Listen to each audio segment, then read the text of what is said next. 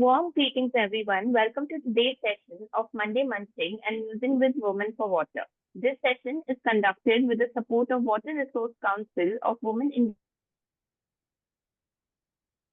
and in collaboration with W4W Foundation and media partner Counterview.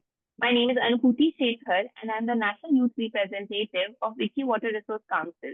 Today, I'm joined by Dr. Mansi Balbhargav, who is currently holding the position of National President of Wiki Water Resource Council. Welcome, Mansi. Hi, thank you, Anubhuti. Go ahead. We are glad to start today's conversation, namely Monday Munching and Musing with Women for Water, which we colloquially refer to as DULIP. The conversation is aimed to share the worries and the wisdom by the women, for the women, of the women in the water sector. In here, we hope to learn about water endeavors of the women in a regular disciplined manner, like a masterclass. Today, in this session, we are here to listen and know more about Dr. Indira Khurana. Welcome to today's session, Dr. Indira. We are so excited to have you on today's session and to know about your journey, how you started in the water sector, what are you currently engaging in. So I will just start and give a brief bio about who Indira Khurana is. Indira Khurana is a biochemist with over 30 years of experience working on rural livelihoods, focusing on water conservation and social inclusion. Her work emphasizes resilience against climate disasters through community-centered water solutions, particularly addressing the needs of women and children. Dr. Khurana plays a pivotal role in bridging the gap between modern science and indigenous knowledge systems. She currently serves as the chairman of several prominent organizations, including the Khajuraho Nature Conservation Trust and Indian Himalayan River Basin Council. She is also the chief advisor for Tarun Bharat Sangh and the commissioner at People World Commission on Drought and Flood. A co-founder of Indigenous Knowledge and Technology Commission. Dr. Indira Khurana has published extensively on water and climate resilience. Her upcoming contribution includes a chapter in the Handbook of Hydrology and a Springbok publication on drought and water quality. Indira Khurana is a recognized leader, having occupied significant leadership roles and addressed both national and international fora. Welcome once again, Dr. Indira. Thank you. To begin with the first question, we would love to know how did you associate your career in the water sector and when did you realize that you belong to this sector? So yeah, it's been an eventful journey. I was actually born into a family of scientists, and whatever we say for nepotism, when the mahal is the same in the house, when your father is a scientist, your sister is a scientist, you tend to go in the same line. And this I'm talking of the 1970s, so way back there were not so many opportunities. So I also did a master's in biochemistry, and then I did a PhD in biochemistry, and I also did a postdoc actually in biotechnology. And somehow I was not really enjoying what I was doing.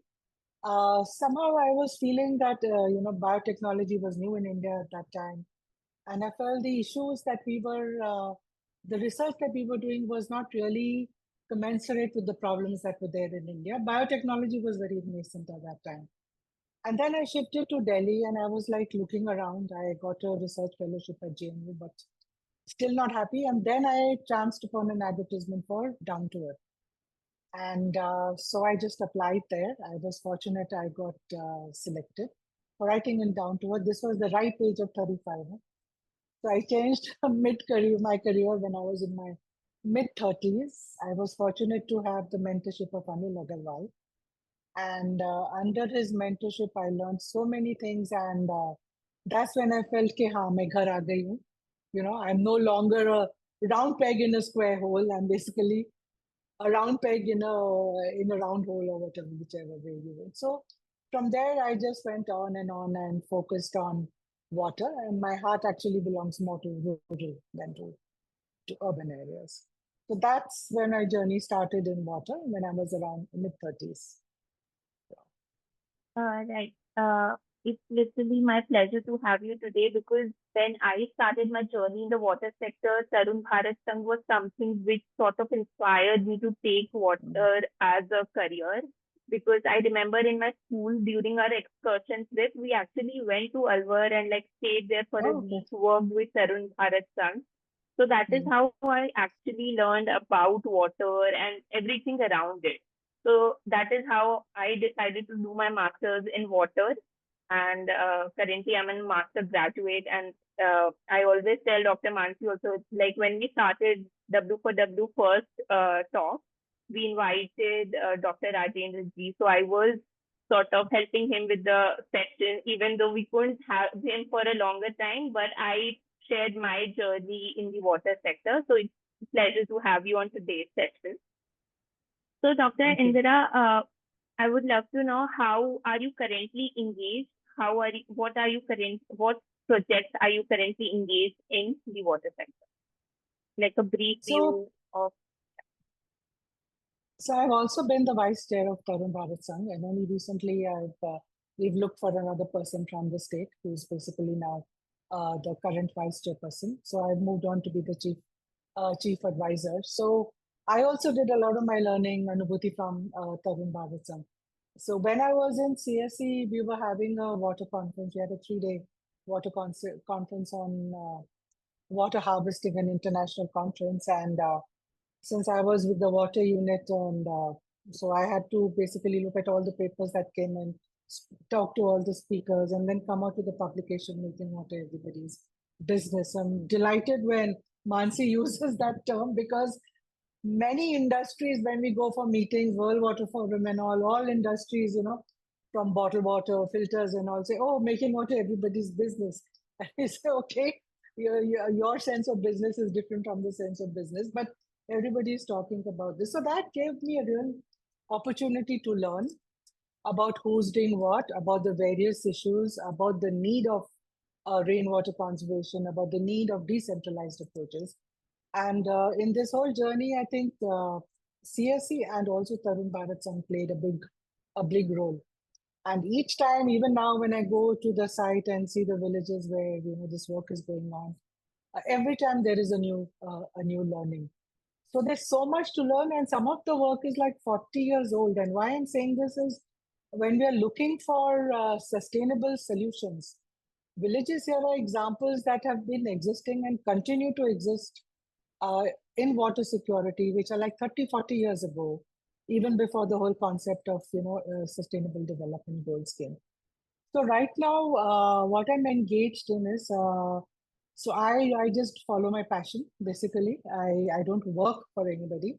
What I do is try to understand the linkages between water and climate and basically raise awareness about that.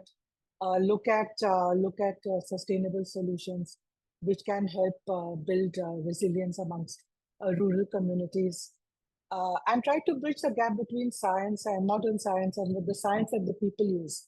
When they make these water conservation structures, where to build, how to build, what to build, that's actually based on local wisdom and local knowledge and science. It's built on that. So also making a case that if you do these small structures, you have more decentralized water availability. You have more decentralized water security. You have more livelihoods. You have more dignity, and you have a more decentralized economy as compared to the current model where there's wealth concentrated in the hands of a few, while the rest are at the bottom of the pyramid. So this makes sense, and it's a green economy. It's not doesn't start with like a big structure where you have to first destroy displace people. There you are just building strong small structures which is adding to the greenery, which is adding to nature, which is rejuvenating nature, and also improving the socio-economic state of people. So that's one area that I'm focusing on, and the other one is also basically with climate change. There are a lot of more disasters that have come in, of drought and flood especially. So looking at what the modern data is saying about that, and then again proposing decentralized solutions, and then saying that we do need to bring in the ancient wisdom or the traditional wisdom or the indigenous wisdom of people if we want to really deal with the current challenges that the world face. Because in addition to climate change, I mean, we all know how the world is like now. It's kind of like each person for his own or her own. So if you're living in poverty, it's best that you make some effort, you make yourself water secure, you make your livelihood secure, so that you're cushioned from the other violent shocks that the world is going through. So these two are the major things that I focus on, and then network building and reviving rivers and all interconnected. So those are the things. Does that make sense, And anybody? yeah, it absolutely does. I think uh, the versus between modern and the traditional, and you being a scientist, I'm pretty sure it has taken a lot of ages and experience over the years to come where you are today. Dr. Indra, like when I was reading your bio, I read that you have worked a lot with the women, children, like actually worked on ground, participated in villages. So, what kind of task or activities have been difficult or enjoyable to you? Like, have you faced any sort of challenges talking to these people, convincing them about what you are working on?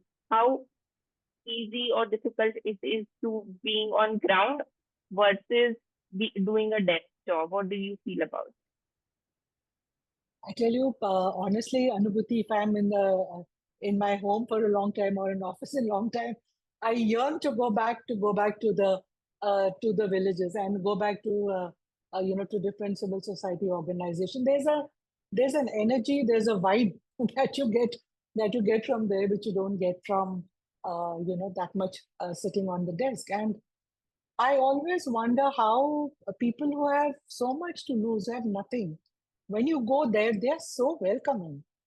They are so trusting. They are so welcoming. Even if they don't have water, they are trudging miles for water. They will give you a glass of water. They will give you tea. They will give you dahi chira, whatever they have in their house. So it's very empowering for me. It's very motivating for me. Otherwise, Anubhuti, I should not disclose my age, but I'm a senior citizen, and many people tell me that आप अभी भी क्यों काम कर रहे हो? I mean, there something that is driving me. So it's not difficult to talk to people in the villages. I think ekdam jaake you can't start making demands, but when you talk to them, when you show you're there to learn from them, when you don't show your high-handedness, they are willing to share. They are willing to listen. I think that's something that I found, and I also found this whole sometimes this notion that we have of women empowerment, the Western concept that we have of women empowerment. If I see what the women have done if I just look at water, they're way more empowered than than the discussions that we have. They may be in parda, they may not speak when their Jait and other people come, but the steps they have taken, the courage they have shown, they have invested their own money, they have convinced their husband, they go to the site and they monitor the work there, they provide food for people there, whoever is working there. So they are empowered in several ways, which we also need to understand. So coming back to your question, I think it's not really difficult if you actually build trust and you don't go with a vested interest, like just go there and because then some of them start saying, "Isme mere liye kya hai?" I have heard many NGOs also say that it's difficult to go to villages because then they say, "हाँ आपको तो salary मिलता, आप हमारे लिए क्या लाए हो?" But if you go with the right attitude, you sit with them, spend time, listen. I think that's a problem women anywhere face. Even in a professional career, if you're working in an organization, it's quite difficult to get men to listen to you because you're a woman. And that's one thing I hope you ask me a question about because then I it? can. Yeah. One strange question did arise when you talked about going to the field and talking to people, etc. So, like you mentioned that you come from a background of scientists and doctorates. So, when you were on the field, did you ever feel like, because I have personally seen that whenever I tell people that I am working on a water related project or I am involved in Ganga related project, so they sort of see me as maybe I am part of Clean Dry, they do not see research on the ground. Like a large group of people do not see that primary research is also as important as research that you are doing in lab. So did you ever sort of face any sort of challenge convincing yourself, not people around, but did you ever feel any sort of doubt within yourself that what you are doing is okay or not, like choosing this path? I never had it out because I mean, I felt like I had just come home. My heart was in that work, and when the heart was in that work, mind also came, hands were also willing to write. First year in Down to Earth, I was writing 30,000 words a month. I got an award from Down to Earth. I was the first to get award because it was just something that I wanted to do. And I think I studied a lot more. I study a lot more, I read a lot more now than what I did when I was, a scientist. And my daughter, who was in school growing up at that time, she said, "माँ मैं आपके जैसे तो नहीं करने वाली, आप अभी भी पढ़ाई कर रहे हो." You're still, after doing all your degrees, you're still studying. So that came from a desire to learn, a desire to understand. So I think when your heart is in your work, I think when you feel you're doing what you really, what you want to do, then everything else kind of becomes easy. And I also contest and say, so I try to link what science is saying with what I'm finding on the ground, because many things are traditional, our local wisdom has told us. Now scientists are proving in the lab. So sometimes I feel that why are we, is that the best way to go? Why don't we believe what the community is saying? So my first 2 or 3 books on this water and climate focused on community validation. Like if you're going there, you're seeing it for yourself. You're seeing the change. If you go to Karoli today and you go to Karoli 6 months later, in the same village, you'll see big difference. So you're seeing it for yourself. The people are talking. I mean, they're spontaneous when they talk. अब तो आनंद नहीं महा आनंद में है. That's what they're saying now. अरे वो देखो हम और खेत पे कर रहे हैं, हमको टाइम ही नहीं है कुछ और करने के लिए because we're so busy with agriculture. So when they themselves are saying this, why not believe what they are saying? So scientific validation, yes, recently we've done a remote sensing and we looked at change in imaging, and we also did the economics and things like that. But otherwise, why not believe what the people are saying? So to answer your question, I did not find this. I found it more interesting because it's human, no? When people tell you stories, okay, there was so much of violence. I would not get sleep. There's so much of stress. We would have fights in the house because there's no water. But now all those things are easy. I can sleep peacefully. I can grow a kitchen garden. I can eat better. My family eats better. So when you see that, when you hear that, you feel good to know. So, Yes, definitely. I think after completing my master's, I was working at CEW, Council of Energy Environment. So yeah. there I was actually going through all the district disaster management plans, etc. So I just sort of, when I was in the office and doing that job sort of things or doing secondary research, I realized that I did not belong here. So I wanted to take a break and actually work with Dr. Mansi and see where it goes. So yeah, my parents did Good question decision. that. I hope. Thank you so much. So, Dr. Indra, you mentioned you have a kid and how I'm pretty sure that being a woman, it comes with a lot of responsibility. So, how did you balance your work and personal life? Like, because you mentioned you have been on ground, you love going on the field and working with the people. So, did you ever feel that because of your personal commitments, you had to professionally compromise, or the vice versa? So, how did you manage all this? So I think professionally, I don't think I have to compromise. I think personally, sometimes, yes, I would feel guilty. But I was fortunate. I had a husband who actually took care of the house and the children when I had to go out. And I think my children were also very understanding, and they also they found my life very exciting. And I would come back and tell stories of change. So I remember Mansi while writing Making Waters Everybody's Business. Towards the end, it's a 300 pages, I think, book.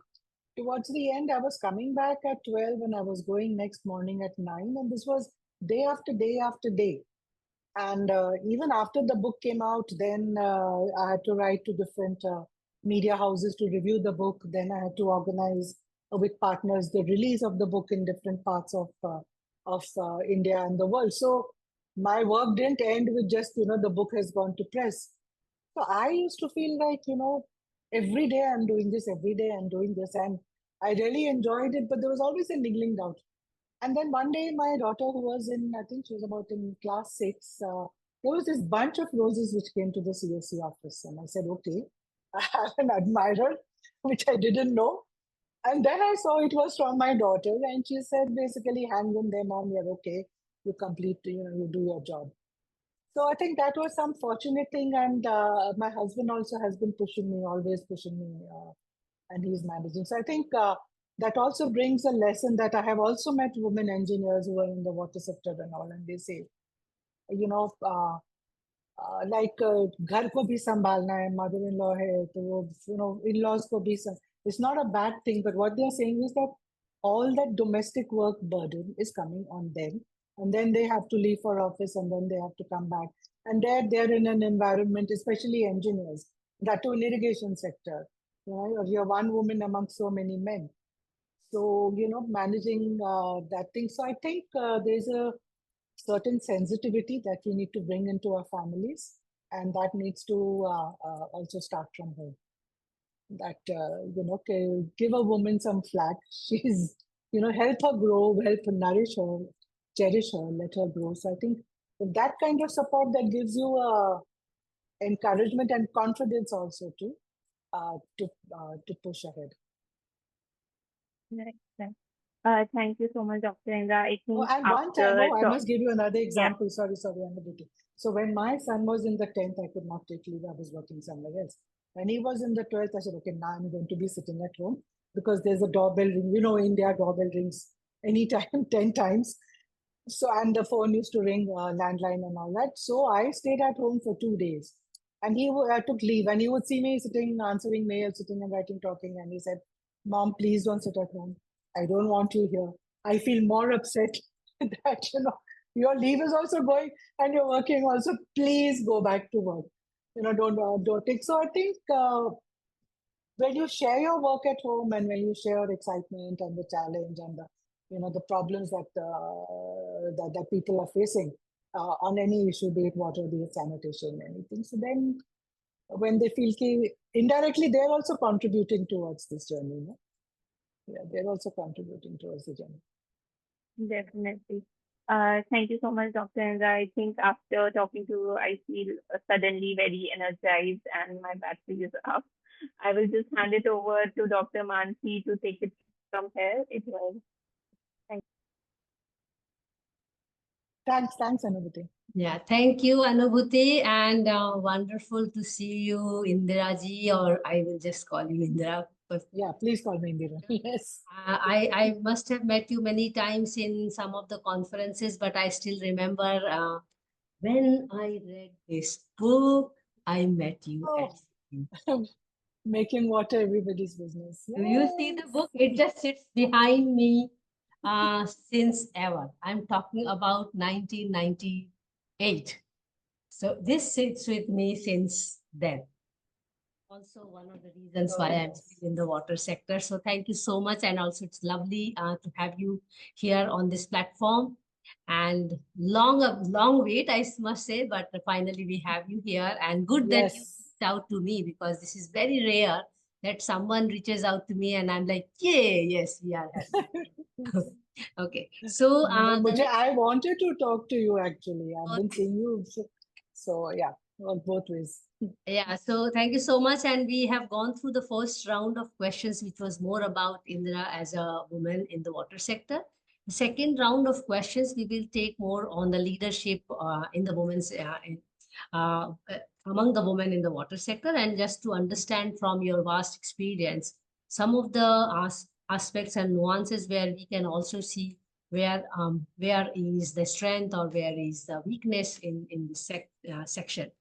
So as I mean, you are also a woman in the water sector, but I'm sure through statistics and other studies, you do recon that there is a serious dearth in terms of even quality as well as quantity of women leadership in the water sector. And when I'm saying women leadership here, we are really referring to women professionals in the water sector. And you may pardon me to exclude the women who are really working at the grassroots and at the ground level, and especially in the rural sector. We are talking about people who have been trained so women professionals trained in the water sector. And I personally believe that every professional is not necessarily a leader, but a leader is definitely having a background in the profession. So in that sense, I'm just delineating the definition here. So what do you think are the reasons why do we have so few women professionals who are seen as leader of the sector? The global standard says 1 in 5 water sector professional is woman. In India, we even fare less than 1 in 10. What do you think is the key reason? Is it something that women are not recognized, or women are less in number, or what is the reason? I mean, in your opinion, according to your experience? I think if we want to first of all, if we want to get more women into the sector, then we need to start planning from the school or the high school stage. We need to start promoting, nurturing more women to get into science and into research, because I've also seen some of the stats, and it's quite disturbing in terms of even generally professors and academic positions. Professors, Yes, men get it more than women. yes, Patents are more for men than for absolutely. women.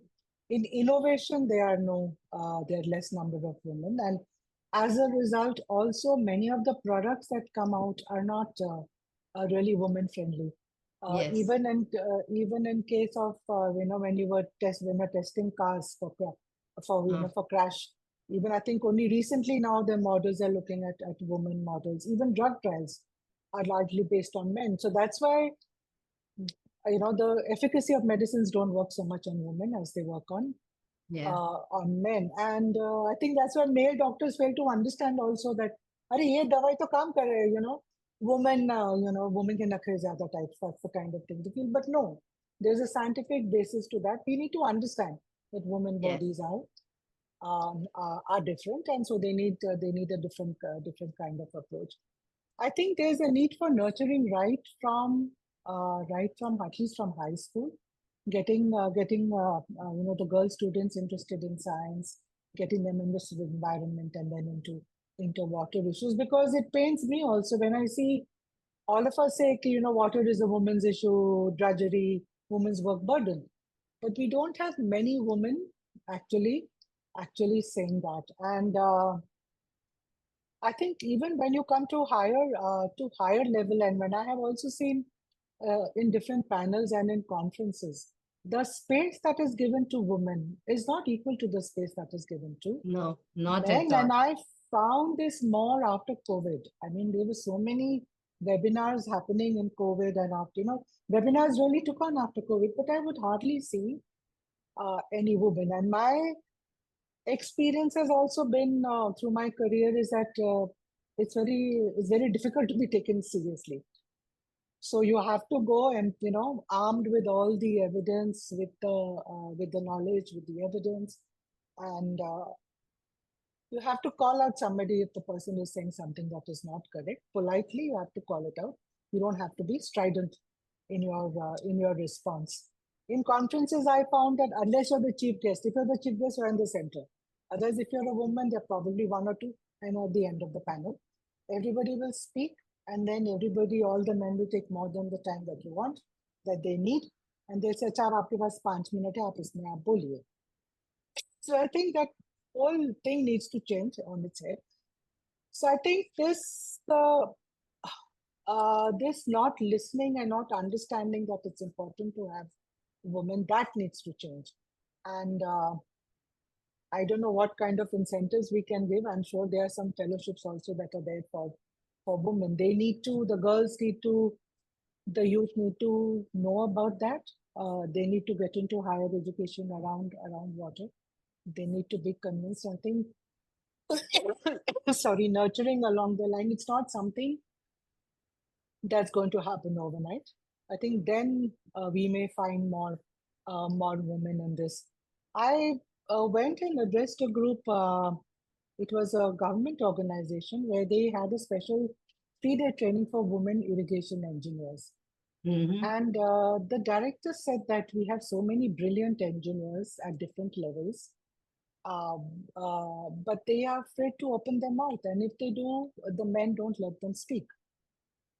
So how can we break this barrier? So he said you come and talk and give an encouragement and things like that. So these kind of things we need to break. I've also seen when you speak of issues, say to personal hygiene about women, and speaking to bureaucrats and speaking to others, they'll just look at each other and say, oh, woman issue. I mean, then you have to go कि तुम्हारे घर में बेटी नहीं है क्या? उसके school में उसको issue नहीं है क्या? How do you feel if she'll have a problem and she's having a period and there's no toilet or there's no water? So these kind of barriers, I think we will break only when we also start changing at home, and we start nurturing and encouraging women in the workplace and in the professional area. We need to make it more attractive. I think maybe we need to reconsider how to bring in more women. I think very important, crucial points you raised. I will try to just have a little bit more on the same side as well. Because when you said women are sometimes holding back or not saying, or when they say they are kind of, the people around are indifferent to whatever they try to convey. And actually, I also realized it, and I do run workshops on art of public speaking, and because these are important ways how to present yourself so that people hear you and things like that. But often it is also very difficult for even women. I feel that they are convinced about this. I think in their life journey, having this professional tag as is kind of already a big achievement for them. And I feel that being a professional, and then you have to walk that extra mile to be the leader. As I mentioned, not every professional is de facto a leader. And when I'm saying leader, you should be able to lead a lot of people, mentor a lot of people in that sense. And I strongly believe that even if the leadership is a genderless role, we should always look for a leader as a leader, not by gender. But if there is a shortage or if there is a scarcity of not women being represented enough, we already see its impact, as you were rightly mentioning, from health, from hygiene, from other aspects as well. Even water projects, Even water water for management that projects. matter. But what is very interesting is, and I'm going to do it after we reach the 100 sessions of Monday Munching with Women, I'm actually going to invite men to talk about women, because I strongly believe that there is some kind of a discrimination by our peer group, even well-intended men, I must say, no offense to anybody, but they are different to their own people, like their own daughter, for particularly vis-a-vis to their own wife. If the daughter and wife are same profession, they will have very discriminative approach towards wife as well as daughter, and that is also reflected in the workplace. So I don't know whether it is some kind of competition, or I mean, I really don't know, but I feel that somewhere we have to start talking about or working on men also about it, about accepting and accommodating women leadership. That you may face this in your life, and it is okay to have a woman leader around you, and it is okay to take advice from her, or take guidance, or even take orders from that, depending on the position.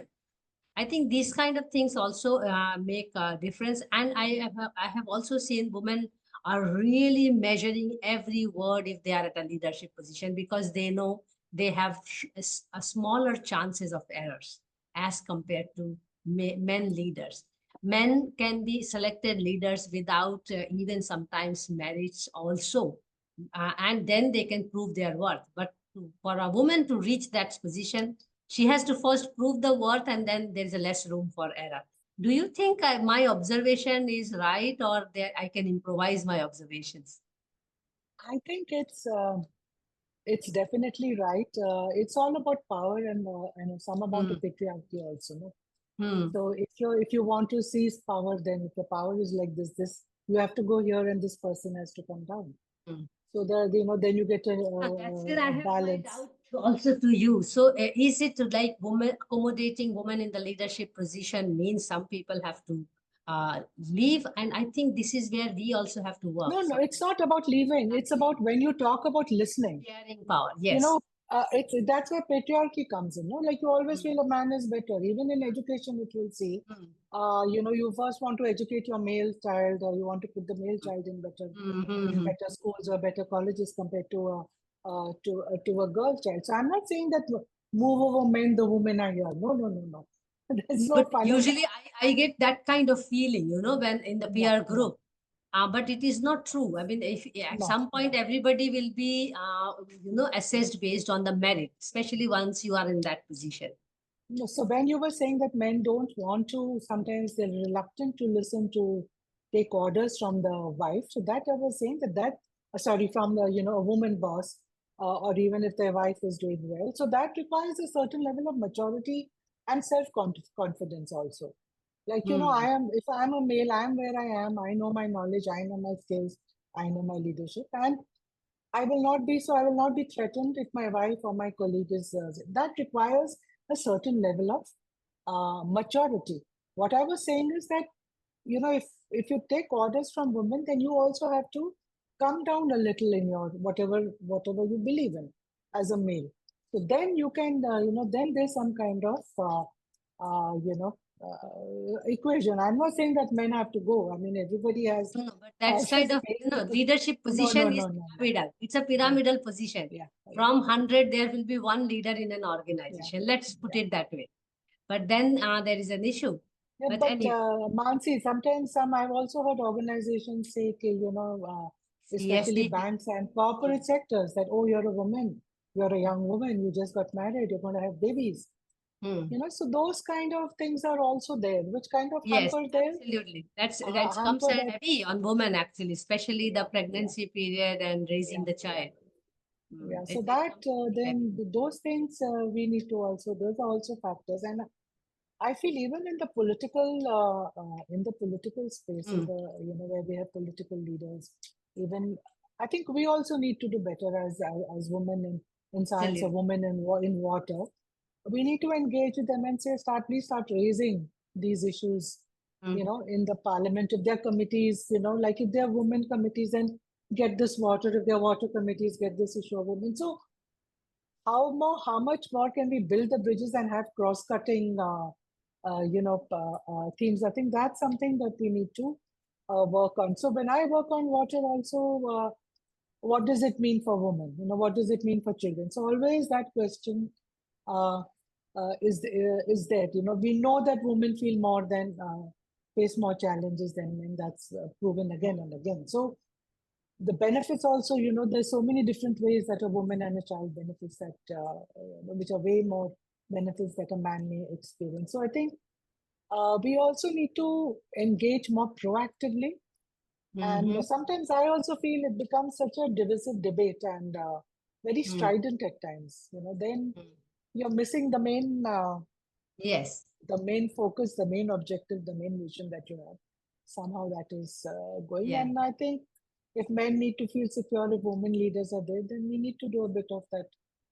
Right? It's not going to hamper. Uh, we want Absolutely. you with us. So Absolutely. It has to be inclusive. But yeah, I mean, the point is that, the testing ground for women is much more heavier. yeah. I mean, it is in every field, not only in water. But let me just Trial ask by you, yeah. trial by fire. Yes, Yes. So let me yes. ask you, a question where personally I would like to live a day when I don't have to discuss this matter, being a woman or a man. I mean, I'm really not, I'm far away from being feminist. I will be honest on that. But even to reach that stage, we have to do this exercise.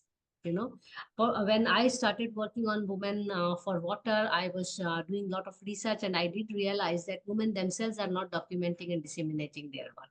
One of the major things that women have to really take up more seriously than they do, that if I don't know who is doing what, how will I appreciate that? You know, and for whatever reason that is, but now things are changing, and when we look at leaders, as I was also talking about, that leadership is a genderless position. It does not come with a gender. Uh, Other office positions do come with gender sometimes, that women are encouraged to apply. Now I see in every calls, women are encouraged to apply. But when we talk about leader, it's a serious matter, and there are certain skill sets which are definitely instrumental to becoming a leader. Some skill sets are, I will say, genetic. People are born with some skills, but there are majority of the skills I feel one can be nurtured for if they are identified at a good time by some mentor, by the organization or some association. So, what, in your opinion, and I mean, you also have worked with some wonderful leaders. I mean, I still feel that what a life you had, that to work with Anil Agarwal ji and then Bhaiji with Rajendra ji and all. Wow, this is like wow. So, I would still like to know from you, how do you look up to a leader? What kind of leadership traits that you appreciate in general? I mean, irrespective of gender, you know. I think a leader is one.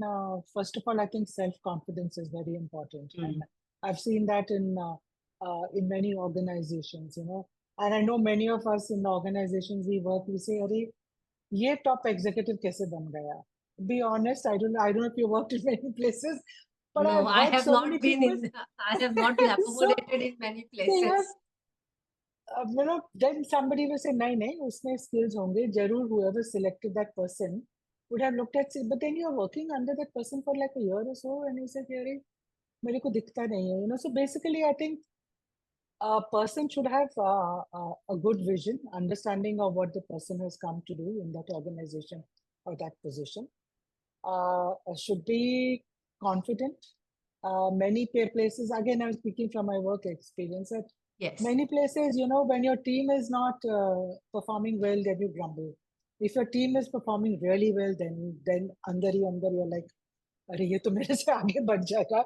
So you need to be self-confident in what you know and what you need to be Leave aside transparent. insecurity. Probably leave aside the insecurity.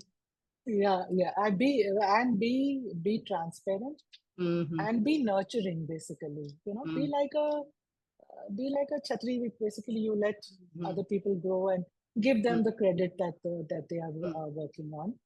And if they come to you with problems, I think to be solution oriented. That's a lot of the work that I'm doing. I mean, I found so many documents.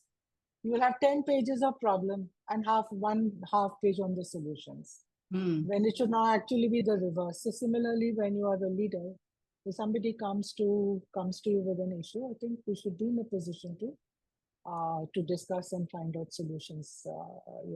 Not just pass the buck and things like that. I think, yeah, these are the main things. We should be a people's person. No? We should let so many second line leaders come there, and for that you really need to be strong in your conviction, your knowledge, and yourself. So there are some skill sets also. There are some skill sets which can be also nurtured if we identify girls from early time or from college or from early career. What do you think? What kind of skill sets can be so nurtured, given your experience of working with girls and women, so that they can also explore the possibility of कि हाँ, I can be also leader, so I should work more towards it. Many people even are submissive. I know many women, very good professionals, but they are so busy that because leadership entails additional time, additional skills, So what kind of skill sets we can actually work towards? Take the time. Yeah. I think managing people, and I think management is a very strong skill. And to get how do you get the right balance between, what your heart is telling you, your sympathy, and what your head is telling you that you need to do. That I think uh, need to work on how to analyze a problem and look at a solution. I mean, there are many things. How to work with the team, how to take your team along with you. Otherwise, it's just like, top down, leader ne bola, boss ne bola to karna hai. So I think these are some of the skills that need to be, and communication. I think communication is also something, because sometimes if you don't communicate and you don't communicate in the right manner, then there is a strong case of being misunderstood and motives being attached, and then the team not being with you. So I think communication plays a major role, with the external, if you're an organization, with the external people you're dealing with, within the team who you're dealing with. Communication becomes, and for who you're working for, if say you're a donor or you're an NGO. So then I think that communication and all the different group of people needs to be appropriate and simple. Not Anil Agarwal once told me in my first article, I used a lot of acronyms. He said, your job, he said, you're a PhD, so what? In down to earth, your job is not to impress, but to inform. So you write in a way that any common person will be able. So that's something that's really stuck on. So that really told me the power of, communication. Otherwise, people use so much of jargon. At the end of the day, you come out saying, "Acha isne kya bola?" So, kya boli, since you're talking about women. Yes. So, We I are think also, we have naturalized many things, chairman kind of thing, kya bola. I know I grew up with parents saying me beta, and in that time it was like okay, and I used to take pride, like okay, I'm like Superman of the of the children, and now I'm like I'm not okay with that. But it's very strange. I call my daughter Beta, and my son's name is Ankit. I call him Ankita. For the life of me, I don't know why. And Aditi Beta and Ankita. Don't ask me why. No logic. Yes, so we naturalize patriarchy in some way as a woman. My daughter tells me why he's Ankita and I'm Beta. You tell me, as I have no clue. I can relate with it. Anyway, please continue. Yeah. I think, these are some things that we need to inculcate, how to deal with. Management is also about dealing with people. I Yes, think that's something absolutely. that's very important. If your staff is not happy, if your staff is, then you're not able to deliver on the things. And if the staff doesn't trust you, then you're not able to also deal. So I think as a team, as a person belonging to a team, having vision, always learning. I think that was something I learned in another organization. One of the philosophy was that always learning. You're always learning. You're always learning, and you're not in a position to say, "I know it all." मेरे को पता है सब कुछ. That's no. You're always learning, and that helps you learn from your team also. And giving credit, small things, actually show your maturity as a leader. Yeah, wonderful.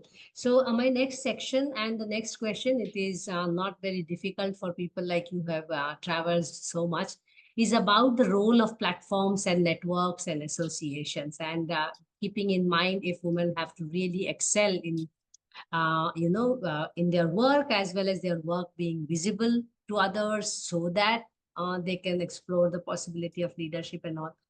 I'm asking this question specifically because we started the Water Resource Council of the Women Indian Chamber of Commerce. Dr. Bhakti Devi was there before me, and now since I am holding a position, I'm running this conversation to understand women from across the country, what they do, how they do, what kind of opportunities and challenges they are, and also know them as as a human being, first of all. So we are also trying to strengthen the Wiki Water Resource Council in this process by doing this conversation, and that's my little contribution to the council as well. with the team. I wish to understand from Modesty. no, I mean, I think this was required. When I got into Wiki, and now we are nearly 900 people, 99 to be precise. I didn't know even 90% of them.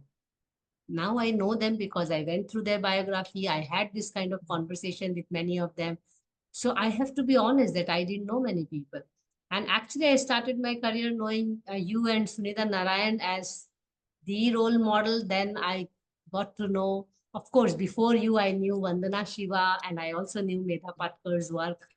Uh, and they have a very different format. And I, of course, knew that they're almost inaccessible to me. But we had Medha Patkarji on our platform, on the Wednesday platform. So yes, so then now it feels that they are accessible people, so it's good. But what coming back to my question on roles, these platforms and these networks or associations, councils can play in a person's career. Here, of course, we're talking about women's career. Because any like if I talk about Wiki Water Resource Council, a council is good when people make use of it and people contribute to it. Otherwise, the council is just, it's just there on paper. What was your experience? And I'm sure you have been member of many of these societies, associations. What is your take on that? I think see, sometimes I have seen people put, like, I'm being really evil today. Below their name, they'll put This is a natural men. flow like water. That's the conversation. Actually, like, as long as I don't cause tsunami somewhere. So there are 10 member of this, member of this, member of this, member. There's so many things I put. It's important to be members. I think it's networks and councils, and I just call it networks right now. I think it's definitely important to be to have these platforms, but these platforms need to be democratic. They need to also pursue the agenda that they were formed for. So it should not be ki, I'm the head of this, whatever, I'm the convener, this, that, and it makes, when I say I'm a convener of particular network, it means, there's I would have done something to basically have got that position. So I think platforms are important. Platforms are great to have. There's a lot so many things you can learn from each other, while just coming on the platform, or while just attending a meeting. You get to know, the good, the bad, the evil, whatever. We may say XYZ corporation is not good, but unless you go and sit with them, we don't know what they are doing. And second, we are not even giving them a chance to listen to us and kind of negotiate and come to something that is okay, a little less bad for the environment or for water and something. So you need to engage, and you need to engage seriously and have continuity. That's what we see in many conferences. You have a conference, and then after that it's forgotten. And then the second year you'll have the same conference and the same issue, same number of people. Same, it almost becomes incestuous. So you need to get more and more people inside, and you need to go like from one step to the next step. Chota steps you need to go forward. So you're not only repeating the same things, and you're not only repeating with the same people. Because if you look at water, it's such a serious issue, and so many people challenge us and say, "Okay, इतना serious problem है, ये political agenda पे क्यों नहीं आ रहा? और लोग इसको importance क्यों नहीं दे रहे?" अब आ रहा है। अब आ रहा है। अब आ रहा है। क्लाइमेट चेंज तो धमाकेदार होने वाला है, तो कुछ सोचना ही पड़ेगा वर्ल्ड ओवर कि क्या, किसको कैसे करें. So I think recognizing a problem, acknowledging the problem, and then moving on, searching for solutions. I think platforms are great because you may speak to me, and you may have a question, how I want to know somebody working on, say, water and health or fluorosis. And I'll tell you, there's a Dr. Sushila there, go talk to her. That will further your work. I will need to know something about lakes. So you'll say, oh, I have done my PhD on lakes, so I can come and give a talk. So this way, the water flows, and ripples are created in all sides. So platforms are very important, but they need to be taken seriously. The people who come need to be taken, need to consider this seriously. If they are coming for, yeah, they need to further the conversation, further the work on the ground. Hmm. Wonderful. Because I'm seeing it's not easy to run the No, council, and it's not not easy. easy at all. And again, there's an axe on your head all the time. You have less room for error. But at the same time, I'm so happy to see that a lot of these girls who are part of council member, they are interacting with each other. And the funny thing is that many a times they put me in the loop, and that is also very enriching. Then I come to know who is communicating with who is meeting who is working with whom, and so on and so forth. Not that they have to do it through me, but just that some people are, courteous enough to go through and they inform. And it really feels good that at least we could connect some people who were not knowing each other. And also, some of the girls are also trying to give a shout when they go to other city, or when they are looking for someone specific in terms of specialization. They are looking for a collaborator. They give a shout. They invite on their events, things like that. But I think the role of council can be much more. And as leaders from the sector, people like you can also tell us what kind of activities council can do. We are trying to do some workshops on, because this is more a leadership council, by the way. So we do try to organize some things, some events and all. But again, it's always difficult for women to come forward and attend many of the events because of their other issues and all. So we have also not been so successful in organizing many events, but there is always an intention. So and we are gathering some kinds of advice from all the speakers, that what kind of activities a council like Water Resource Council should take up to strengthen the council, to expand the council, and to make it a win-win situation for both the council members and the council. Okay, what is the main purpose of the council? Is it also to bring about change on the ground? Is It's it to on bring women women to leadership. It's on women some leadership. So women we are leadership? considering that the woman is already doing good in her specific sector. So there are Okay. women who are working on water quality, who are working on water education, who are working on, the social science of it, who are working on women for water itself. Now it's about, coming together and finding partnerships, collaborations, and, nurturing the leadership skills amongst them. I think We will talk more about it also outside this, but at least from your experience of other councils and associations, we would like to know.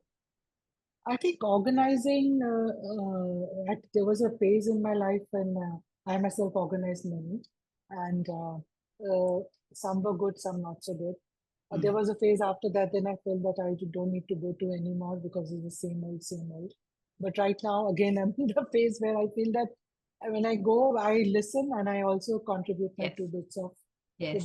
work. So I think it's important. It's also important for visibility. One of the Also, main so reasons in leadership, yeah, leadership makes yeah, important. is visibility. If you want more members or you want more people to know, is to also look at visibility. How can you have conferences or events in some other, or if somebody else is organizing a conference, for example, then can you get a space where you can either put up a stall, or you can have a couple of members coming and speaking about the council and inviting, inviting other leaders into this and asking them to spread the word. So I think visibility is one thing, and to show the work and the people who are associated with this.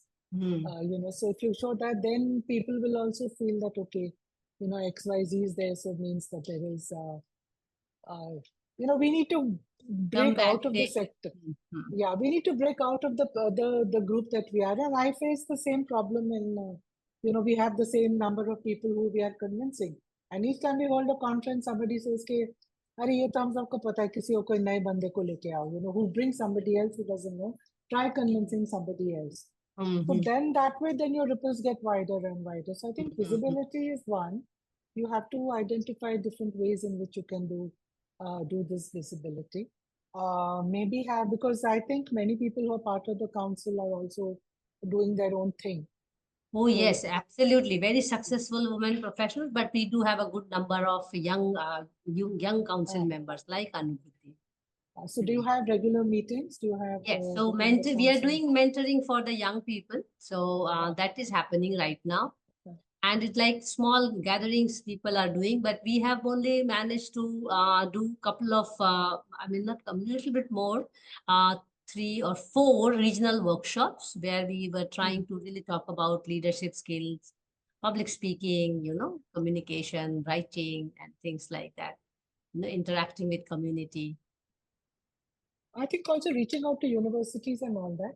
Like if you must be having members from different parts of India, right? Yes, yes. So in the different states, can they see the already eminent women? So they would have a name for themselves. If they can reach out to universities and colleges and go there and talk and basically take some of this responsibility and Yeah, that is the catch spread. here, huh? Because they're already too occupied with their own work, and I'm really trying to understand how to make the council activities happen. So often I've been saying them that, well, whatever work you are doing, you can actually take that council name at least, so that Yeah, get to know, yeah. because we may move on, but the council may remain. I mean, Do you have on your website? Do you have the work of yeah, we different have people? information. Yeah. I'm going to share with you after this conversation. So I will Even definitely. the update of their work that they're doing, if it comes into that, then that also will add on to the, and then you need to develop a database where you We do send have. these things. We do You have. have a database where you can send this information. No, we have developed a database, and we try to update it from time to time and share it within the council member. But I get your point, and I'm also getting some ideas that it has to go to others as well. So Yeah. right now So it's send, building up of the council. It's a very new council. So yeah. So tap other people's networks and ask them, like you send to me and share with your networks. You send it to somebody else, share with, and please kind of थोड़ा push करना पड़ेगा कि please इसको share कर दो. So then I'm it saying goes my on. own council member women, when you have your own logo, at least put this logo as well, because you are holding a position. But I must share with you that last 2 years, World CV has supported me to participate in World Water Week. And I of course submitted proposal of the role of Water Resource Council in India. And they were convinced, so I could manage to convince them for at least 2 years. So good. So see, Present there last 2 years. This time physical, last time it was online. So slow. then I think maybe your council members also need to meet sometime, either online, all of you. Yes, we do. We do. It is You meet only online. once, twice in a year. But not everybody comes, of course. But then we do Okay. have sessions. Yeah, we do.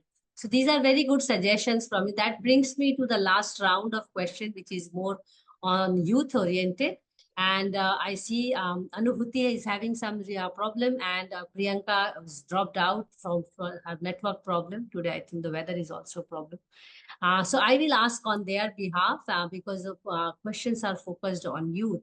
So what is your message to the younger generation that they should join water sector, looking at the future of theirs as well as the future of water? I think there's a serious cause for alarm when we look at water. And I've also given talks in various universities, and basically it's the two kind of youth. I mean, one is like, I don't care. The other kind, there are youth who care, who are confused, but who don't know what to do. When they look at nature destruction, when they look at climate change, and there's a very recent survey also done, I think, by University of Oxford, which is saying youth are really concerned about climate change. Yeah, they want leadership to, basically focus more on the solutions. They want political leadership to set aside their differences within their own country, across countries, and we basically look at tackling this problem. I know a lot of youth don't want to have children, are concerned about the future. Yes. Because they don't know, what's the future going to be like because of climate change and water scarcity. So there is a kind of, there is a concern. I think there is a stress amongst the youth, and I think what we have been saying is at some places is basically showing the extent of the problem, showing that if this problem is not solved, it's going to create problem for you and your coming generations. And so here you appeal with hard facts and you also appeal with basically heart and this thing, no? Like, when you're stressed, you go to a clean water body, you go to mountains, even during COVID, one of the de-stressing and thing to get Mm. out of depression was go to nature. So Mm. when this is not there, what's going to happen? So Mm. and then it's like, that our time has gone. Yes, we are is going. We have made a lot of mistakes, but you need to learn and kind of get your act together for your own future and the future of your children. Mm. Mm. And youth have many innovative ideas if they're interested. They Mm. have we are so set maybe in our ways of thinking of strategizing what we need to do. But youth has so many different ways of even solving problems, even of Mm. reaching out, even solving problems. So I think Yes. this engagement and saying that it's maja bhi aayega, you're also doing it for your own self and for your own future and for the future of your coming generations, should you want to have children. So it's important that you engage, and how it's actually, some steps are very easy. You just go to the nearest river, pond, stream, learn about it, learn about its source, talk to the people, see what are the problems, see how they can be resolved. We are speaking with faculty saying that why don't you have, like a lot of the courses are on extraction, especially engineering Mm. and all are on extraction. How Why to don't you have a appropriate water. Mm. yeah, how fast and quick and low cost you can extract nature. So why not have something which is rejuvenative, which restores nature. So Mm. look at curriculum like that. So these are some of the effects. Some of people in our network go to schools in rural areas and they do sessions. They plant trees. They speak about waste management. Even in Uttarakhand and in many places, even in Maharashtra, we do this. Um, plastic का recycling. कि घर से Mm. you just bring the plastic to the school and we'll collect it from the school and recycle it and things like that. So I think getting children involved requires multiple strategies and also listening to their solutions, because they do have some innovative solutions in how to address. I remember there was one. This is not from India, but this water quality issue. It was like that lamp canary we used to use, no? If you went down in a mine, अगर canary मर गई मतलब oxygen खत्म हो गया तो बाहर निकलो. So this was what they had even for a quick thing like this for water quality. So these Mm. kind of, and they themselves came up with a small, very innovative technology for how to check the water quality to see if Mm. the water is potable. Another one from Africa had one on how to basically clean your body without using water. Mm. And actually, because that actually came from his thinking, "Well, I don't want to take a shower." That was his fact, but his mind worked in that way. So many ideas come.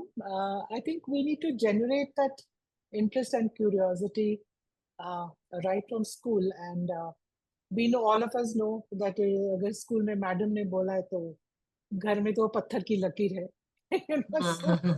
So we have So, to so follow. in school, it is still happening, but what worries me all the time is there are not many water courses in universities and colleges that are taking off. In fact, there are also centers which are closing down. That's a serious worry. Here, there is water crisis rising, and there is water courses closing. And that is a serious worry. And I'm personally of the opinion that one has to really learn it formally. And of course, these informal learnings matter, and they will matter more in future because now learning is out of the classroom as well. But having said that, water employability and all those aspects are really serious issues. I We are was running. coming to that.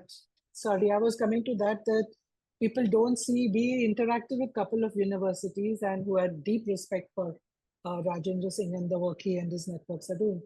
And he said, मैं course तो कर लूँ पर इसमें लोगों को employment नहीं दिखता. हाँ. Then we also are trying to start a course like MBA में water management का एक course. Okay, existing courses make पानी का, because it is going to affect economy. It is going to affect Absolutely, it industry. is.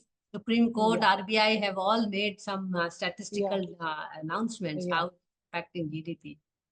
And many industries have had to close down for periods of time because there has been no. there's been no water. So these are the different ways we are trying. But yes, this thing about employability is one thing that is a concern for the students. कि अगर मैं ये कर लूँ तो what is the job opportunity that I will have? So then some people have looked at giving fellowships and things like that, and Yes. seeing that whether you can go interacting with international organizations for further studies, and so that is a serious concern for the students. So I am also running fellowship in fact as a complementary activity, because then they do their own jobs. Then if you want to learn a little bit more, you can join us and start learning little. Maybe it will develop their interest. But this is now serious. If employability is not happening, how will people join here, and will people join? So this is something which we have to think. Anyway, my last question to you is on engendering.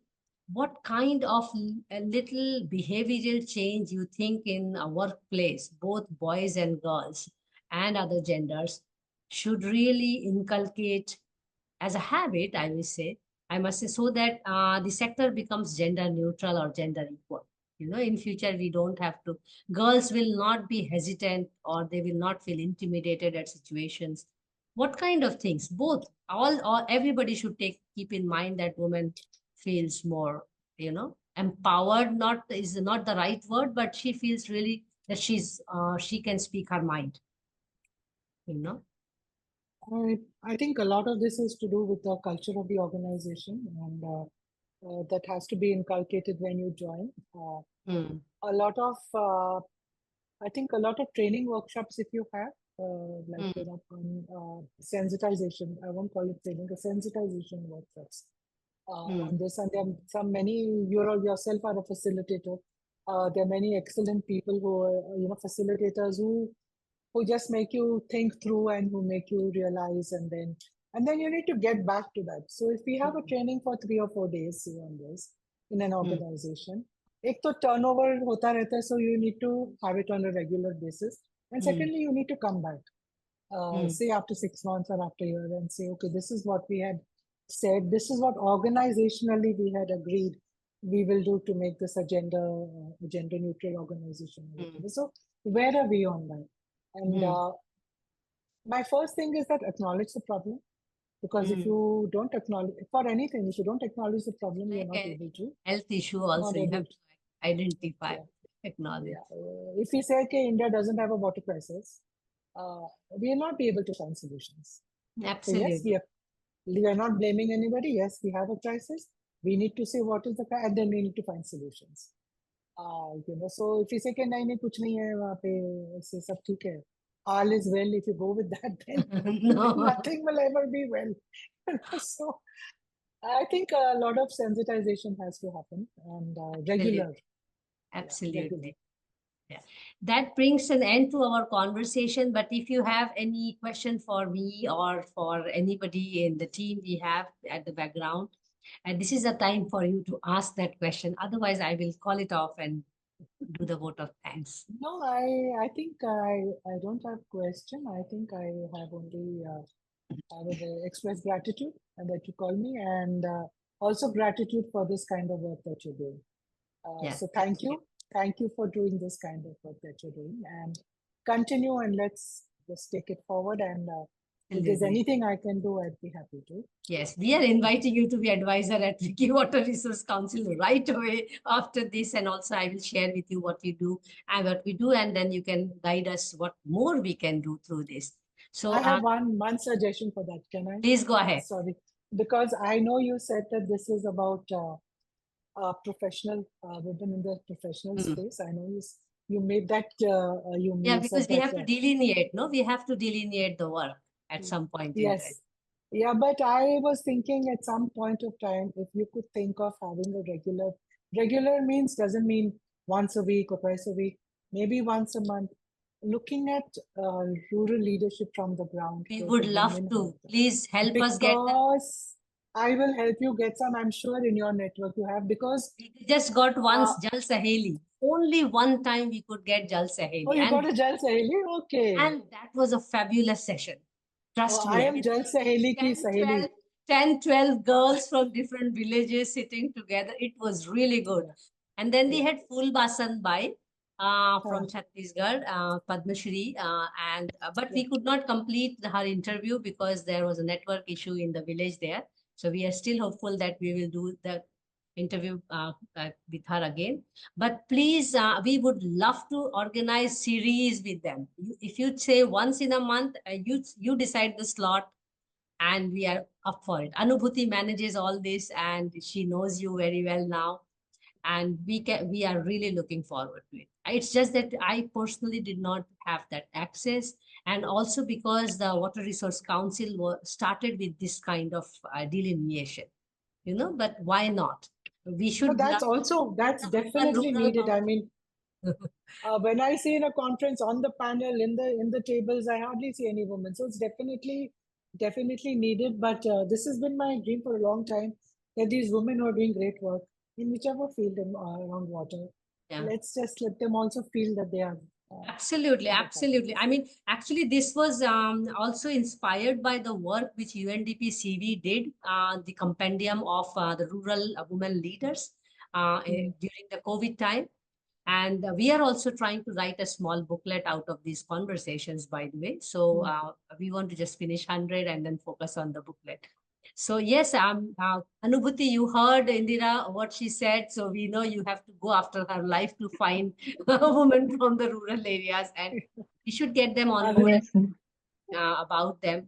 Why not? I mean, it's just that we have to delineate again and delimit also the boundaries from the way we looked at it is that if we are, strengthening one woman from the urban areas who are already working, Nafisa ji has come on this platform.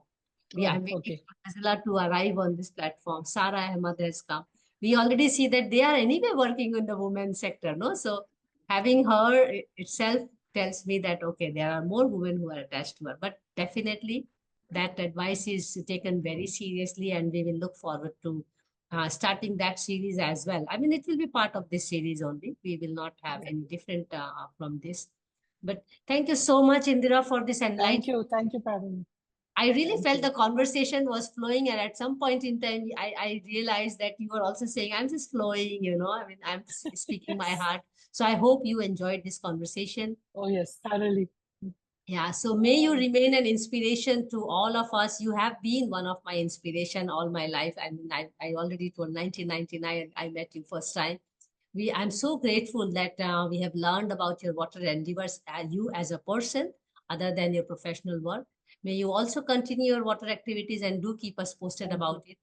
In here, we shall continue with our Monday Munching and Musing with Women for Water every Monday at 5 p.m. and look forward to learning more from more women from the water sector. And today we just discussed that we would like to really hear more from our sisters from the rural areas and blur the boundaries of this urban-rural divide. You may please follow our social media platforms for regular updates. For now, thank you so much. Please take care of yourself. Thanks, Indra. Thanks, Thank for. you. Thank you. Thanks to you all. Thank you. Bye-bye. Thanks, Anubhuti. Bye. Thank you. Thank you.